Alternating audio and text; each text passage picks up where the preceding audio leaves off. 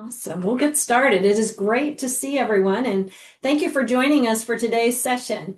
This webinar is part of our Capital Conversation series, where we provide a unique opportunity to hear directly from key policymakers, leading experts, and the Lutheran Services in America team in the room with me today and across the country on Zoom. So we're going to be talking about the latest policy developments and their implications. And today we're going to explore the critical intersection of housing and health. Our speakers will discuss innovative approaches to care and stability, including the role of Medicaid in supporting medical respite, recuperative care for people experiencing homelessness. And in addition, our advocacy team will provide an update on the Road to Housing Act, the Yes in God's Backyard, also known as YIGBY, and other updates on priority issues. So today we're going to hear from Mark Kudlowitz, who is Senior Director of Policy at the Local Initiative Support Corporation, which we frequently refer to as LISC, as well as we're going to hear from Susan Donovan, Vice President and Managing Partner, and Chester Suey, Director of Health and Human Services, both from the QV Health Solutions. So we are so thankful that they have joined us to bring valuable national lens to these issues, offering insights into the emerging policy trends and what they mean for our sector. First, I'll turn it over to Sarah on my right here to provide a framework for our discussion. Thanks, Alicia. And thank you all for joining us today for this conversation. We do want it to be an interactive session, so please feel free to type in a question in the chat at any point. And we'll also offer opportunity for you to raise a hand and engage with us when we get to that part of the program. But before we formally begin, we do want to do a very quick one-question poll just to gauge folks' level of understanding and knowledge on our subject today. I've started that poll. Please just go ahead and do that. We'll share the results in a moment once we get a critical mass of participation. I'll give you 1 minute.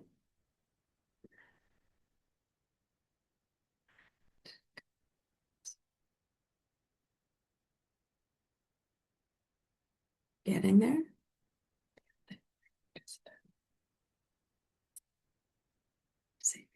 So we've got, we've got a kind of a tie between limited understanding, a few at basic, and about the same, a little more at good understanding. And so we hope to move a bunch of you to strong understanding and ability to explain it to others by the end of our conversation. And I know our speakers are really well positioned to help us get there. So I just want to provide a really brief high-level overview of some of our policy issues that we're tracking in this space, and Mark will also be digging deeper into some of these. But first, on housing issues, as we mentioned, the Road to Housing bill is something that we've been supporting and tracking. It's the first bipartisan housing bill in quite a number of years, introduced jointly by the chair and ranking member of the Senate Banking Committee, Tim Scott, and a Republican, and Elizabeth Warren from Massachusetts. And in their quest to get this bill passed into law, they made a strong attempt to include it in the National Defense Authorization Act as an amendment. They were able to do that because it had some veterans issues involved. Unfortunately, it was not included in the final version of the package, even though President Trump had actually endorsed the effort. So there's some work. Both Senators Warren and Scott have said this is not over. They're going to continue to work on this. And we know in the House, there's some upcoming hearings on a slate of bills that is kind of their answer to the Road to Housing Act. They're doing a bunch of different smaller pieces. Likely they may package those together into another broader bill once they work through how they want to proceed. I also wanted to flag that the Department of Housing and Urban Development had put out a NOFO, a notice of funding opportunity related to the continuum of care that provides federal funding for housing and housing assistance programs.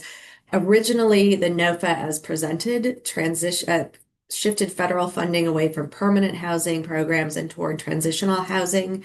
And experts in the field had said this would probably result in almost 200,000 people experiencing homelessness because they would lose the funding that had supported their housing. HUD has actually pulled back that NOFA. They pulled it and they've said they're making technical changes, but we don't know when that might be reissued or what changes will be made. So we'll be watching that space and we'll give you an update as we can.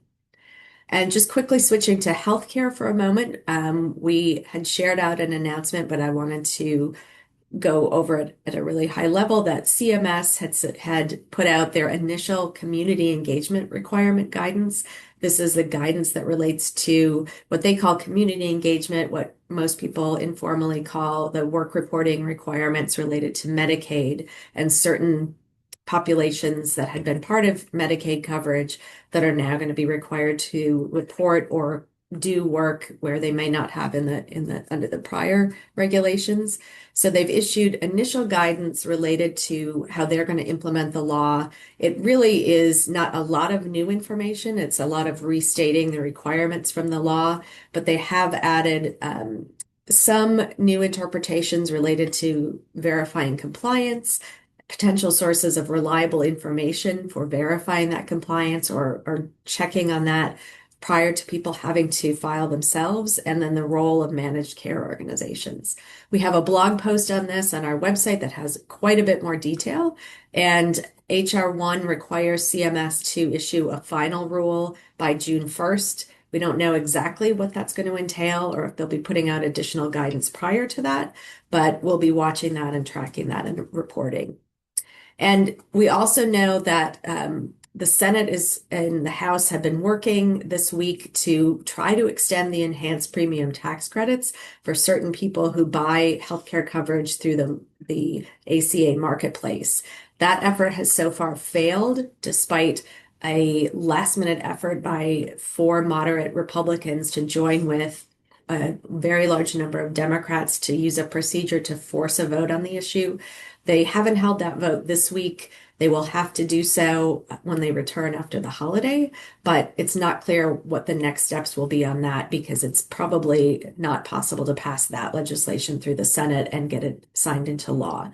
So the folks that are really working hard on this issue, the lawmakers, are continuing to move forward on that, but they haven't exactly landed on the full path forward to passage. And just a note, we still are not hearing anything definitive on a potential second budget reconciliation package. We know that some of the House leadership have really continued to say they want to put this forward. And if they did, we would expect there to be additional further healthcare cuts and funding cuts there. But the latest news is that just the party at large, the Republicans, they're the majority. They're running the calendar and the floor votes. The party is really not with them anymore, and so we don't necessarily expect that effort to go through. And finally, on fiscal year 2026 appropriations, you may remember we're currently under a continuing resolution that just pulls forward the old levels of funding, generally speaking, because they haven't finished the actual legislative bills yet. That goes through January 30th. We have seen 3 of the 13 pieces of appropriations legislation passed as part of that continuing resolution. There's a package now that's moving forward with 5 additional bills, including labor, health, and human services, which is significant for the work that our network does.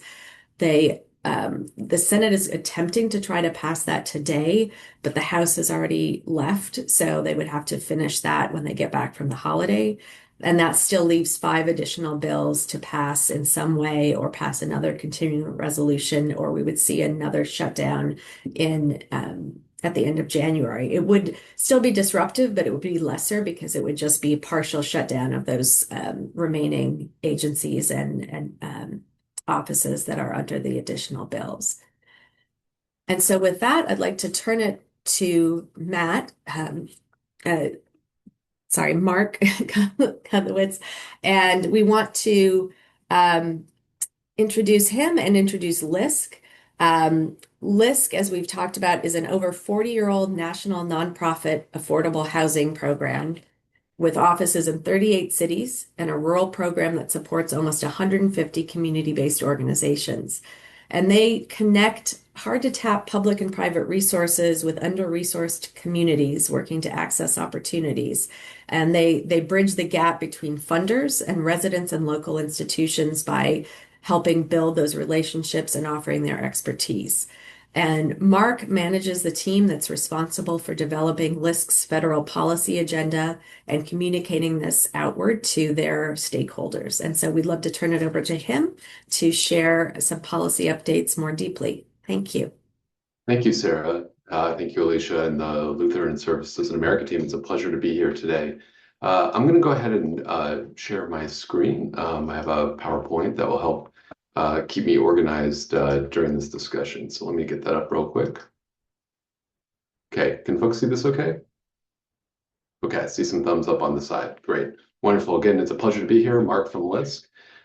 Sarah did a great job describing our organization. We're predominantly a financing entity.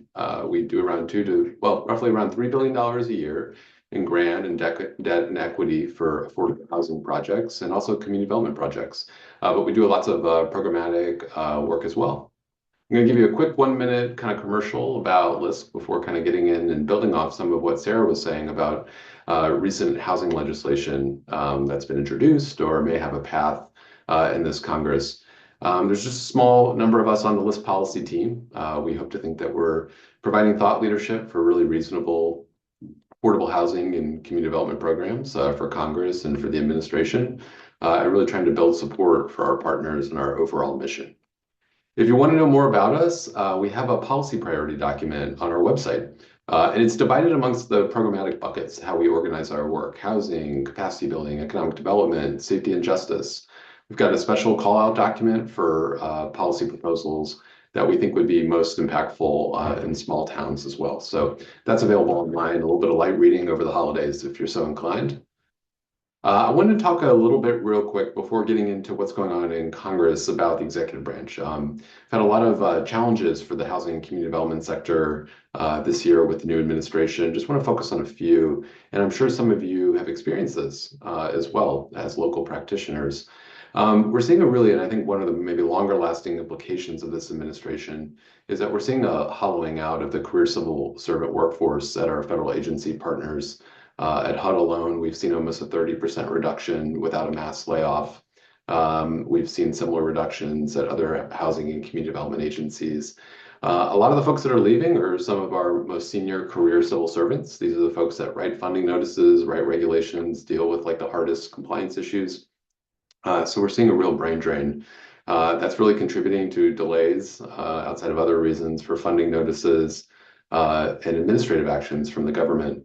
We're continuing to see as well a lot of funding freezes and payment disruptions for our partners, and we've experienced this ourselves.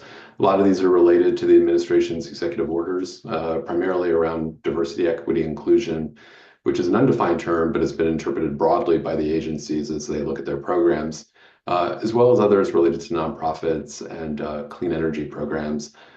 These have really delayed a lot of new funds going out, and in a very unprecedented fashion have resulted in award cancellations for active grants that span from the last administration to this one. In our sector, what we're really following is in the HUD side and the continuing care programs were mentioned. We're greatly concerned about the funding notice that was put out that would arbitrarily cap the renewal of operating assistance at current properties. Right now, the law says, the HEARTH Act that underlies the continuum of care program, that essentially HUD has to always renew existing permanent housing costs. And it makes sense, right? Government paid for that housing. We paid to build it. We pay for the operating assistance. So people who are at the lowest levels of our income spectrum can afford to have a decent, safe place to live while they receive services. And the 30% cap would, like you heard, would result in almost 200,000 people who are formerly chronically homeless and disabled becoming homeless again. Unlike any other HUD program, this has no tenant protection vouchers. If you're evicted or this housing is not funded, you will be back on the street or you'll have to find another housing option. You don't get a mobile Section 8 voucher. So the stakes are very high. For folks who are interested in advocacy on this, the National Alliance to End Homelessness has been the primary lead with a very simple ask.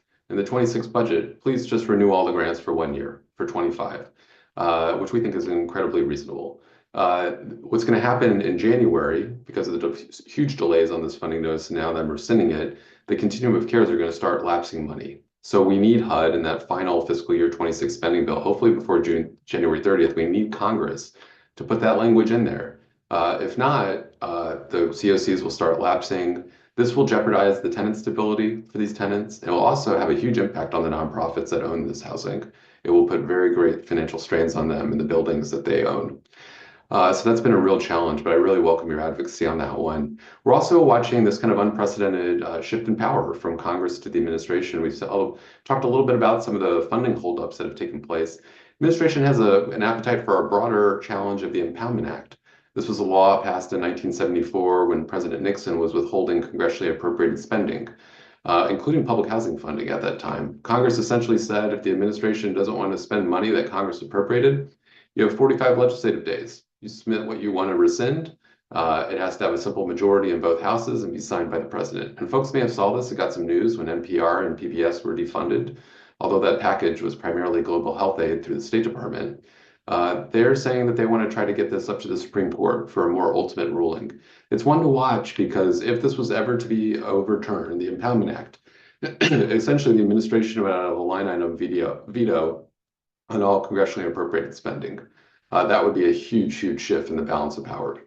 I'm not going to go over these two as much because I want to save times for what's going on in Congress. So you just heard we got kicked the can down the road on 26 appropriation after the longest government shutdown in our nation's history. Part of the reason for that outside of the ACA subsidies was that Impoundment Act. The Hill was not particularly happy, including the Democrats, that they rescinded $9 billion. And you may say, well, $9 billion is not very much in a $4 trillion federal budget, which is very true. But the Democrats' argument was you need 7 of us in the Senate to get a spending bill past the finish line. So it's got to be bipartisan. But if you can turn around on a partisan basis and rescind the money we just appropriated, why should we even do this? And so it really has kind of poisoned the well in a way we haven't seen in Congress in a very long time. Like you was mentioned, we still need to get a lot of spending bills over the finish line.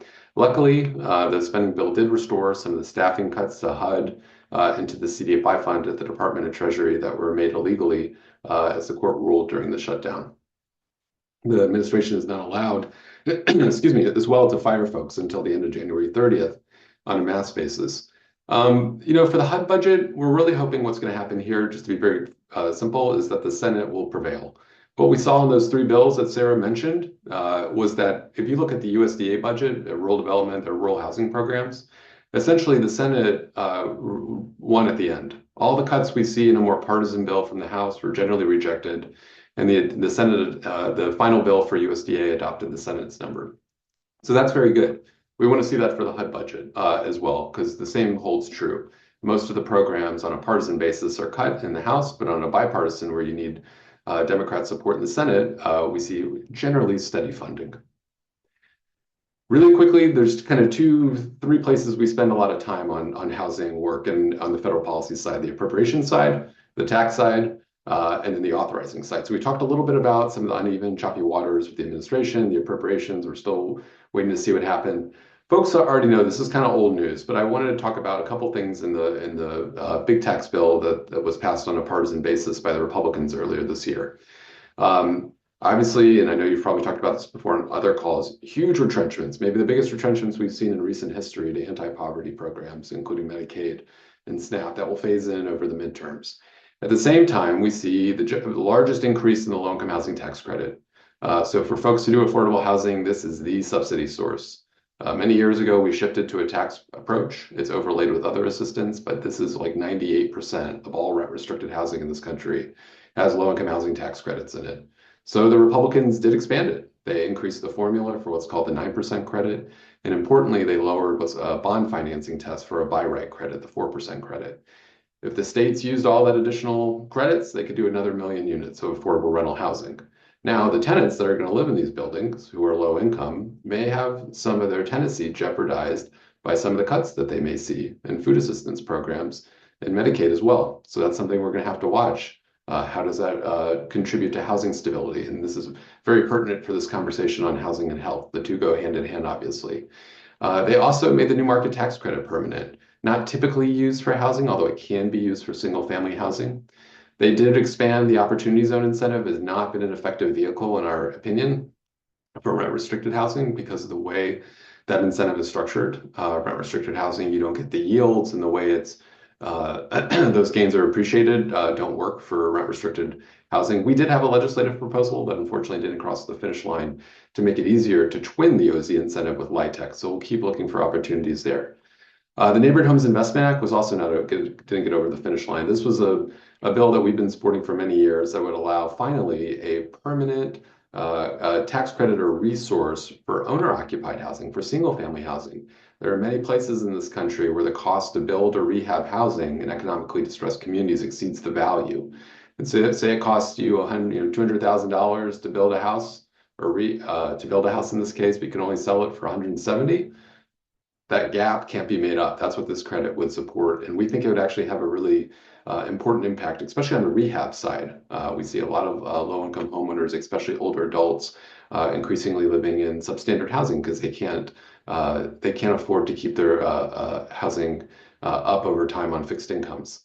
Sarah mentioned, and I know I'm going kind of quick, but I want to save time for my other presenters, the Road to Housing Act. So Congress, just to put it in perspective, has not done anything on the supply side with affordable housing, not related to the low-income housing tax credit, right? On the HUD programs, the USDA rural housing programs, in 17 years. It hasn't been since the financial crisis of 2008 that they've really touched anything, outside of a little bit of streamlining on rental assistance programs. So it was a great surprise and pleasure to all of us that the Senate Banking Committee, which has jurisdiction over HUD and USDA and others, on a bipartisan basis, this is how, in my opinion, politics should work. Each senator got something they wanted.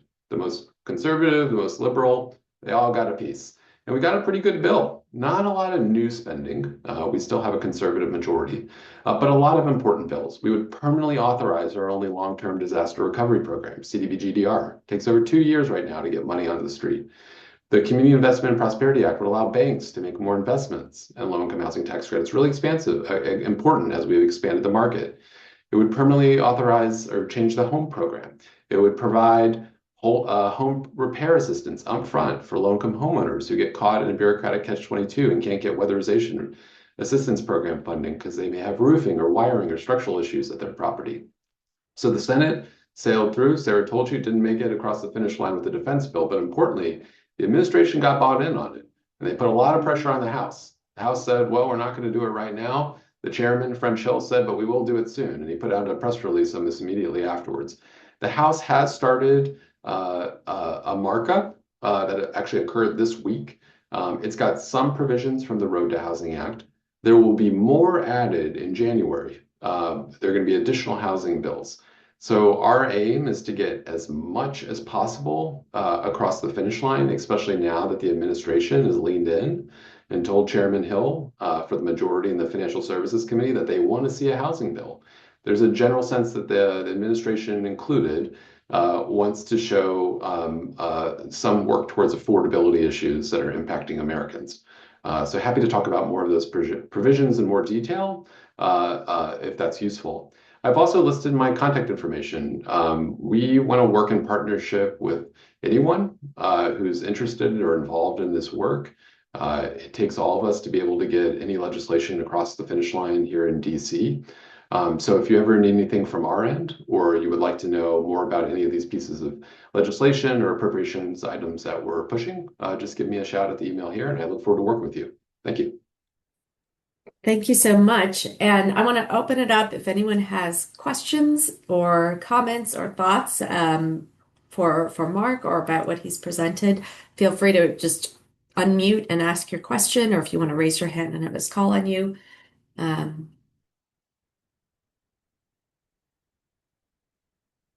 I'll say one question is, I know we talked about the road to housing and some of the other housing legislation.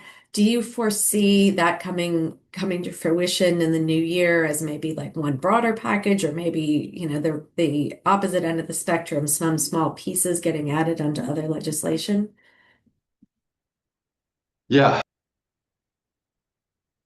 Thank you. I accidentally muted him. Oh, there you go, Mark. Sorry, I think you're muted. No worries. Sorry. Yeah, I mean, we were just talking with yesterday I spoke with the Senate Banking Majority staff for Senator Scott, and their intent still is to get every provision that they put in the Road to Housing Act For the House to also include, and maybe include some others, smush a couple together where they both worked on something but have a little bit of differences. I think it still remains to be seen how it will get passed by process. So, in DC, often these sort of bills are pushed on must-pass bills, appropriations, the annual defense bill. So you can put non-germane things to larger legislation that they have to pass. So I don't think there's total clarity there yet. I do think, and I really want to emphasize this, one of the reasons the House majority now is more actively working is because there was engagement from the administration, that the administration got bought in on the Road to Housing Act and were supportive. So really, and this went to the highest levels of the House, to senior leadership of the House, saying, look, we really want to have a win here on housing. And so now you see, I think, a little more oomph, a little more wind behind the sails on the House efforts. So, they're generally what they're doing is mostly budget neutral stuff. And you may say to yourself, but hey, I'm doing health and human services or housing work. How does that really help me? Well, there are some provisions that embed some additional spending without saying it, like or not appropriated spending, but allow banks to do more investments in affordable housing. That doesn't cost the federal government a nickel, but is very, very, very important. And a lot of these are really good streamlining provisions. So for those who've ever had the experience of using the home program or other federal housing subsidies for development or preservation projects, it can often be very difficult. And so there's some really, really good common sense reforms that are in both the House bill and the Senate bill that would make it cheaper and easier to do affordable housing work. Great. Thank you. I'll leave it open for one minute. This Okay. is John Fuller. I have a question. Great. Thanks, John. On the CDBG-DR funding, what is the ask of Congress on that? Yeah. So the CDBG-DR program, right? So this is our long-term disaster recovery program. Right now, it's not authorized. It only exists through appropriations. So there's a natural disaster, and it's getting much, much longer, the timelines for Congress to then actually appropriate money to help communities. But it's declared a natural disaster, presidentially declared disaster. At some point, Congress says, here's a lot of money, including for HUD, for CDBG-DR. This is like, go use this for long-term disaster recovery funds, states, municipalities, counties, whatever, right? The problem is because it's appropriated and not authorized, it takes sometimes, HUD has to write new rules every single time Congress provides them a CDBG-DR appropriation. All it would really do is simply formally authorize the program. It would provide some upfront dollars for states and localities to use before they get their bigger tranche of dollars. But it's estimated that it could speed up the delivery of long-term disaster recovery resources by potentially up to a year. I mean, it takes sometimes 2 to 3 years after Congress appropriates money for long-term disaster recovery resources to hit a community in any real way. And that's, I think, at a very kind of bipartisan basis, just too long. So that's what we're seeking to do here. And yeah, if that's also something that you're interested in supporting, we need some help on the House side. Right now, that's not in the House bill. So we're going to keep working with partners to make sure it gets in there. Thank you so much. We appreciate you being with us today. And I'm going to go ahead and turn it over to my colleague, Sue, who's going to introduce our second group of speakers. Thanks so much, Mark. Yeah, thank you, Mark. We really appreciate the partnership and all the great insights you were able to share. And as Sarah said, I'm going to just welcome our next speakers, Susan and Chester from Quantified Ventures, to our Capital conversation today. Given the importance of Medicaid to many of you and the important connection between health and housing to all the people we serve across our network, we're excited to take a closer look today at what we call medical respite care or recuperative care model. Given our ongoing work through the Strengthening Families Initiative, we have been highlighting innovative LSA member practices and partnerships with Medicaid and Medicaid managed care, including with all of the federal changes this year in guidance to health-related social needs from CMS, while at the same time seeing durable pathways forward, including for value-based payment models. So we asked Susan and Chester to share more insights with us about this model, for further consideration as we continue to look for ways to expand services and supports to those who we serve who lack access to stable, safe, and affordable housing. So with that, let me turn it over to Susan and Chester, and thanks for joining. Wonderful, and great to be here. Thank you guys for having us. Always a good day to talk about recuperative care, medical respite. So I will kind of kick us off here, provide a little bit of context about who we are and the work that we do, and then hand it off to Chester to go through some more specifics. Chester, if you want to flip through to a couple more slides here. So we're gonna talk about medical respite, what it is. Well, hopefully, some of this will be not new information for some folks, new information for others. So we're trying to balance walking through that introduction with some of the more in-depth information that we have for you today, so that folks can kind of get a better sense of what this model is, what opportunities might exist, particularly given the work that many of you are doing at this intersection of housing and health. Who we are, QB Health Solutions, we are focused on helping to build new revenue models for high impact health and social care programs, many of which are underfunded in the current way that we pay for healthcare in this country.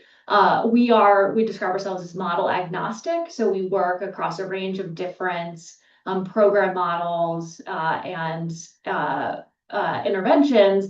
The uniting feature being they are things that drive outsized value and therefore have greater opportunity to build durable financing. That said, we have extensive experience with medical respite and recuperative care, given some of the features that it has that we'll talk about today. We are often working directly with community-based organizations, but we also work with Medicaid, philanthropy, et cetera, to do this work, and really focused on both building viable earned revenue models for these types of programs, but also teasing apart and helping to identify solutions for different types of financing needs that we often recognize, all the way from initial infrastructure investment, early operations, cash flow, latency issues, then building to ideally kind of long-term sustainable programs that operate with viable earned revenue models.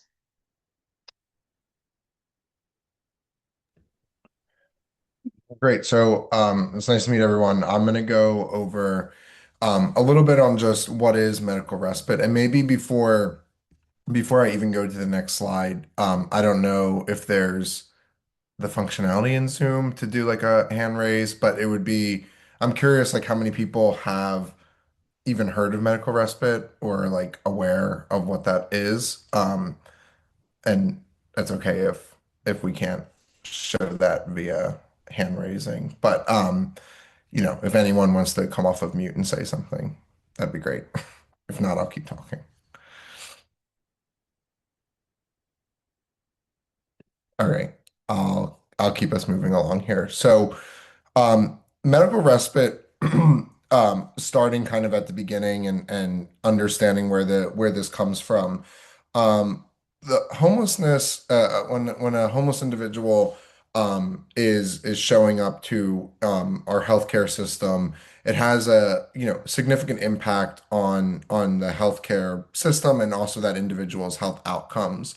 The ED is frequently that kind of first line of defense, and it's really the only option that exists out there for an individual. And once they're hospitalized, that patient typically experiences a longer length of stay or delayed discharge, mainly because they don't have a necessarily like safe and stable way to recover from whatever reason they may have been in the hospital. And I've had organizations in the past and people I've spoken with in the past talk about this as layers of an onion, where it's like just the individual comes in and their leg hurts, and we're getting that dealt with, but then you start to peel back all these other layers and you start to realize all these other social and health needs that that particular individual could benefit from. And just quite simply, not all of that can be addressed within a hospital setting in that period of time. And so these health systems where these individuals are being treated are looking to reduce their readmission of that individual coming back in, stop all those repeat ED visits, while simultaneously try to move them out of that setting and into a acute care setting. Without that system in place and having something that can support that, you end up in a situation where that individual has like these worse health outcomes. The health system's then impacted through higher system costs, and ultimately in the community itself, putting a higher strain on the ED utilization and the services that are not only being offered in the ED, but then in the rest of the system as well, as they're trying to load balance however their staffing may be there. Um, and so this sets us up for this opportunity of what's a program and what's something that can act as that kind of step down option and help stabilize that particular individual. And that brings us to medical respite. So medical respite simply acts as that bridge between hospital and home. And so it's offering this safe and short-term place for people experiencing homelessness to recover after a hospitalization. And I think important to note here, and probably one of the hallmark, things of a medical respite program are all the wraparound services that are also provided in that particular program. So it's not to say, again, like I'll just use the example of I hurt my leg. It's not to say I come into medical respite and it's just, I sit there for a week and then it's healed and I go home. But it's also now addressing things around primary care connection and how am I getting connected to your PCP, addressing maybe behavioral health needs that that individual needs, and then also looking at connections to housing resources or other social resources that they may need. Um, so rather than just discharging that patient back to a shelter or even worse to the street, recuperative care or medical respite is creating a bridge between that hospital and a long-term stay in some sort of stable housing placement. And so in all, and what we really think about at QVHS and the value add that comes here is this not only improved recovery and health outcomes associated with the individual, but then also the reduction in hospital utilization, the reduction in those readmission rates, the yeah, huge outcome related to connection to primary care, and ensuring kind of that continuum of health and housing care for an individual is what medical respite's able to provide at a lower cost than typically your ED stay.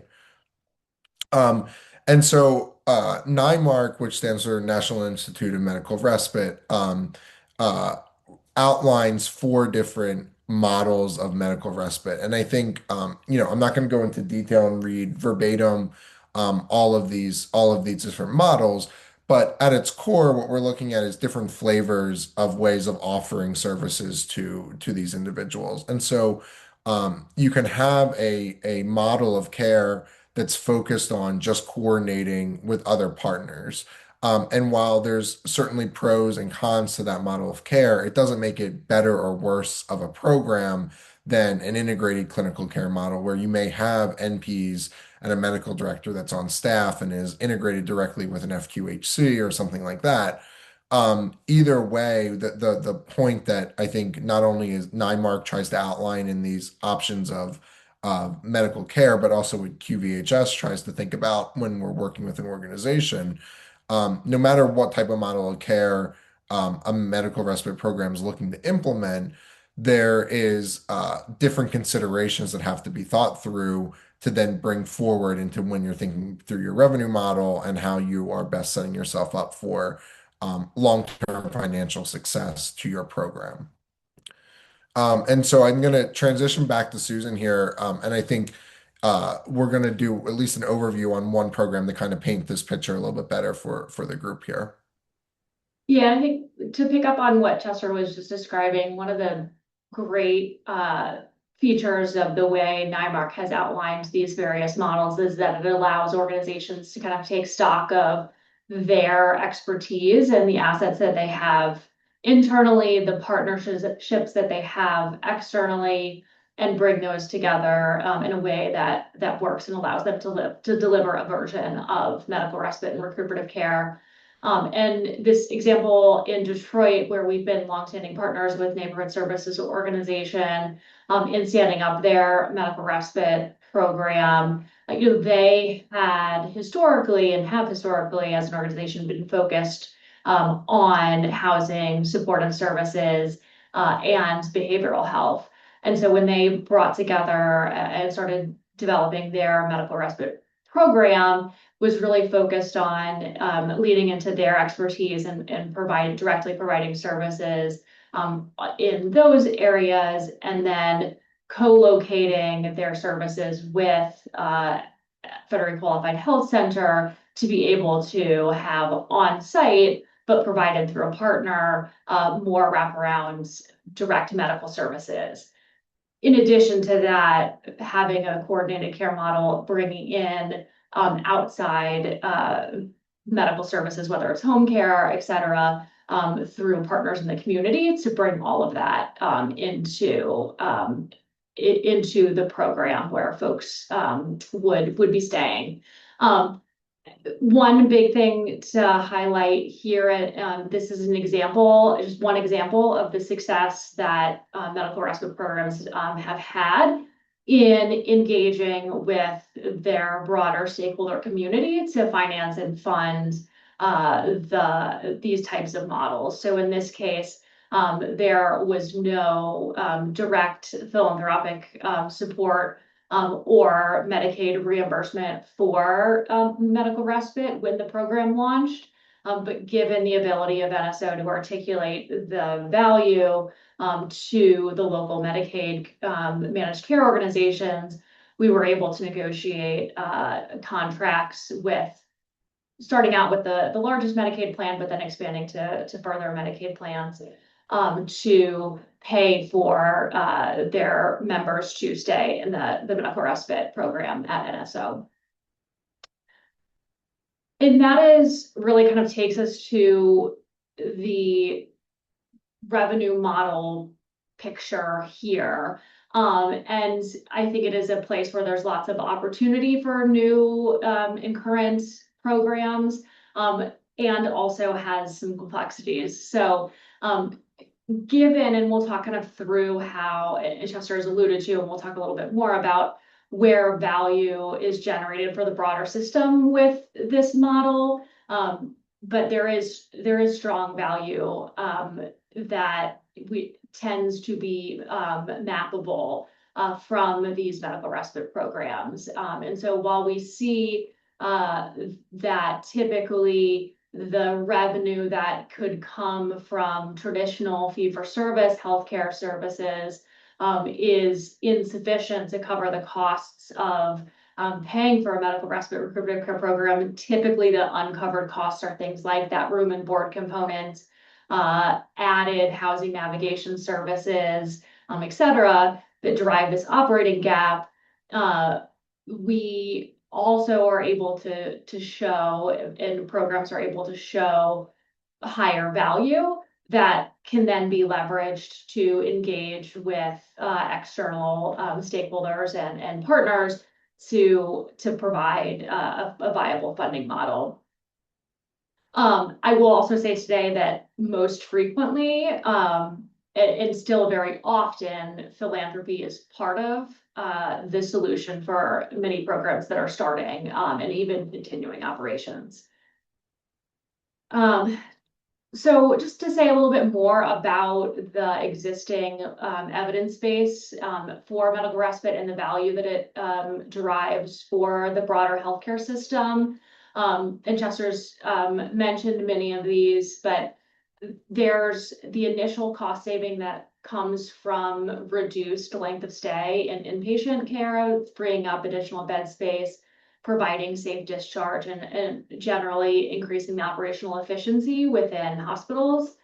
There's cost savings from avoided inpatient readmission that typically comes from patients being stabilized, getting into more stable housing situations, being connected with community-based primary and behavioral health care, that helps to prevent that subsequent utilization. And then there's that broader bridge to housing, and there's a lot of strong evidence for stability in housing equaling kind of multi-year cost savings. So all of that kind of ties in together. I will say that the exact way that these outcomes drive value for Medicaid, for local healthcare systems, for local jurisdictions, counties, cities, et cetera, can vary a lot depending on the specific context within those communities, how Medicaid is financed, how uncompensated care at hospitals is paid for. And so there tends to be some work there to do that specific mapping based on the community. And so just as an example, I think on the next slide, from work that we have ongoing in the DC area, we kind of have modeled out a new program that will be launching in 2026, where we expect the annual program budget for medical respite to be about $1.5 million, and the projected cost savings that we can clearly tie to hospitals in that community is around 2.7 million. So that is creating that baseline to engage with hospitals to be part of a funding solution there. Another big piece here that I'll try to go through quickly just to make sure we don't lose time for questions. Medicaid is increasingly playing a role in medical respite recuperative care. A lot of this ties back to Obamacare Medicaid expansion. Prior to Medicaid expansion, and in states where there's not expanded Medicaid, a large portion of individuals experiencing homelessness were uninsured. And so there was a much more limited role for Medicaid in medical respite, but also in addressing housing insecurity in general.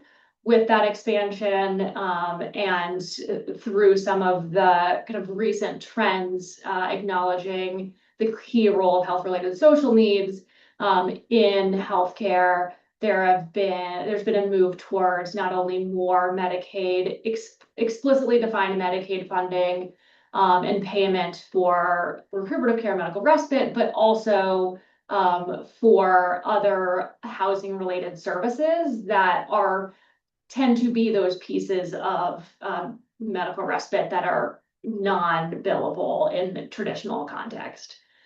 So we're seeing more of those pathways, both at a formal policy Medicaid level within specific states, but also want to flag, as with going back to the Michigan and Detroit example we talked about, there are still avenues that Medicaid managed care plans have to pay for medical respite and broadly services that address health-related social needs without having that state level policy. So levers that they have around value-added services, community care coordination services, there are avenues for those things to be funded in kind of individual conversations with managed care plans.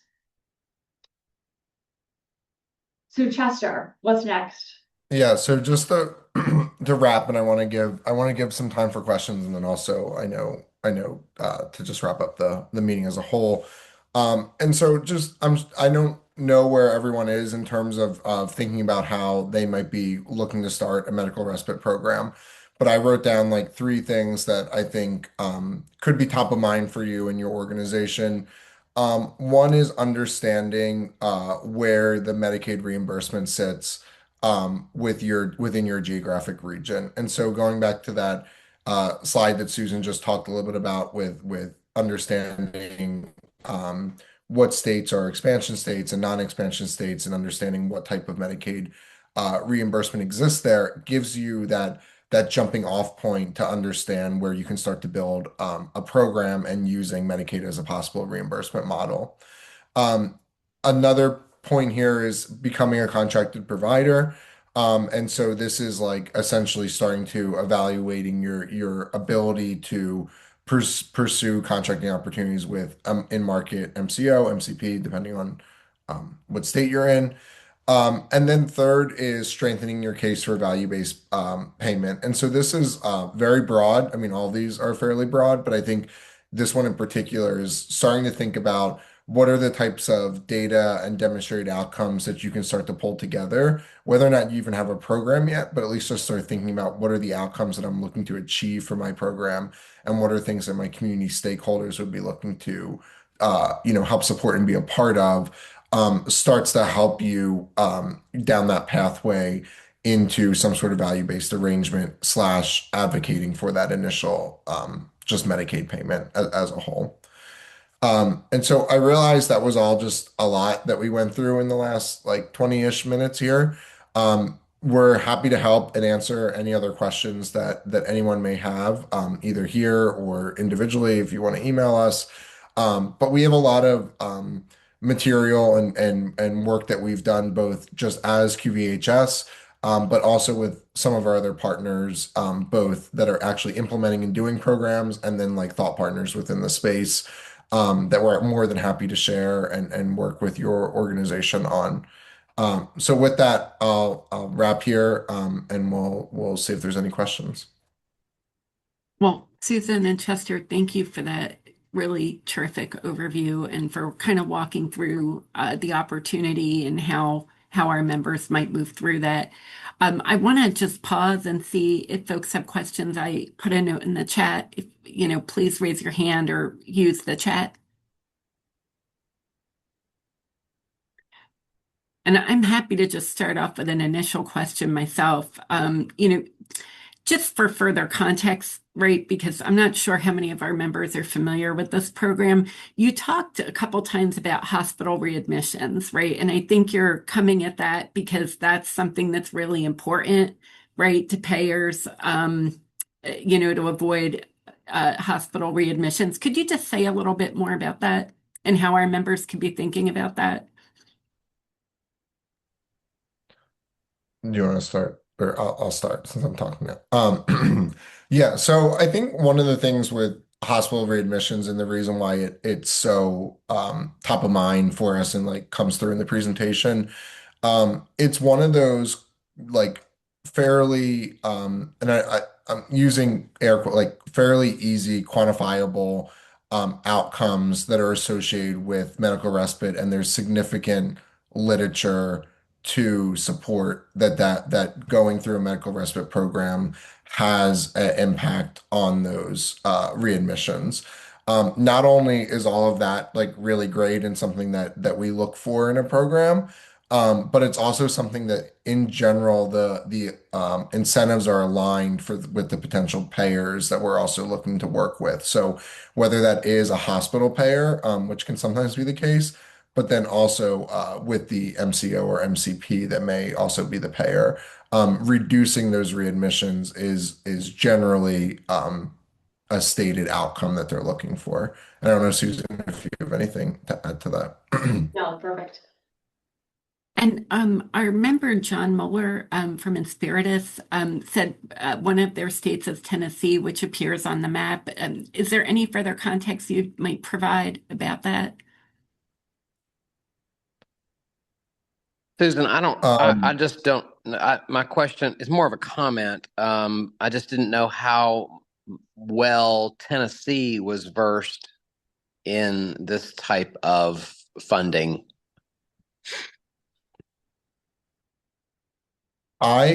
So I will admit I don't know Tennessee off the back of my hand. I think it's certainly something. I think it's something that like, you know,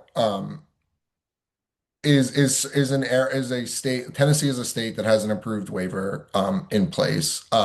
So there, like I think in that sense, and that's kind of what that one slide that I think you're referring to, John, at least like kind of provides that jumping off point of we know that there's at least some sort of attention being given to this specific patient population that would benefit from this particular service.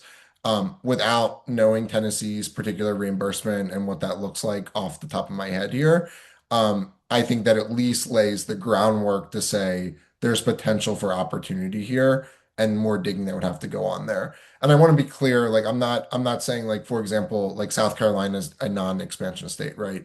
I'm not saying that like recuperative care cannot exist in South Carolina. I mean, there is a program in South Carolina that we know the program director for, but it's a much bigger hill to climb to get to that point of a financially sustainable model. So that map is just kind of saying the groundwork may be there, and I think John, there's certainly would be love to follow up with you, but I think there's more investigation to happen there.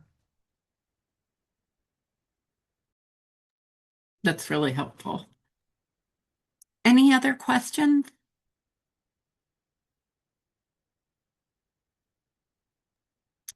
Oh, and John's asking a clarifying question. Is this only for homeless individuals? Yeah, I think so.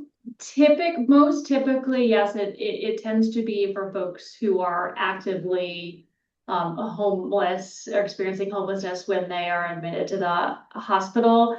I think we see some flexibilities in some programs for housing, just general insecurity, but also there's a recognition that particularly in the older adult population, there are folks who may have a place to go, but that it is insufficient or unsafe for them to go there, given the medical complexity that they are experiencing upon discharge. And so there's been a move towards being a little more inclusive in the eligibility criteria, but traditionally and the vast majority of folks being currently served are individuals who would either, if not for this program, be going to a shelter or to the street.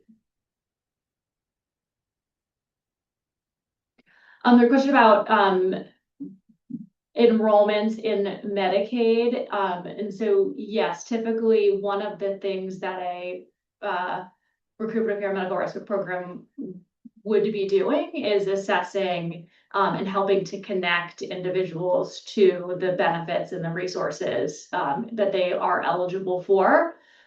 Whether a program is specifically doing that application, doing more of the handholding process through Medicaid application, SNAP application, whatever it might be, would depend on the specific program. Some of them take a very strong involvement in that, others not. But as a kind of baseline for this program, there'd be a screening and at least an initial support of that process. I will also say, and I know we're at time, but to flag that there is, NYMARC has recently created standards that, and it's not a certification, I'm going to get the terminology wrong, but they've essentially created a pathway for programs to demonstrate that they're adhering to best practice standards for medical respite and kind of get that stamp of approval. And so I think it's a great promising trend to ensure that folks are able to show that they're kind of following those types of activities that we would expect from any program of this type. Well, thanks to you both for the great overview and for the terrific information. And I know we'll keep talking as we move through this going forward into the new year, but wish you both a happy holiday. And for all those joining us today, including Mark. Oh, go ahead, Sarah. Yeah, and I'll just quickly we want to do our end poll for those who are still here to just see our movement. I know I definitely learned a lot. I hope other folks did too. And while we're doing that, I just want to flag that we've got our next scheduled upcoming webinar will be January 15th. It's our regularly scheduled every third Thursday. And that will be, we'll have more information soon, but generally speaking, we're going to be doing an overview of what's to come in the year ahead and what we anticipate moving and happening in both in Congress and the administration. So we will also be sharing all the slides and background information and contact information from today through our follow-up email after this. So thanks so much for joining. I'm going to go ahead and end this just to be able to share. And we definitely had some great movement up to good understanding and strong understanding, which is what we love to see. So thanks everyone for being here. Thanks especially to our speakers, Mark Kudlowitz, Susan Donovan, and Chester Suey. And we look forward to further connecting you to them and to the information they shared. And just wishing everyone happy holidays. Thanks so much. Thank you. Thank you.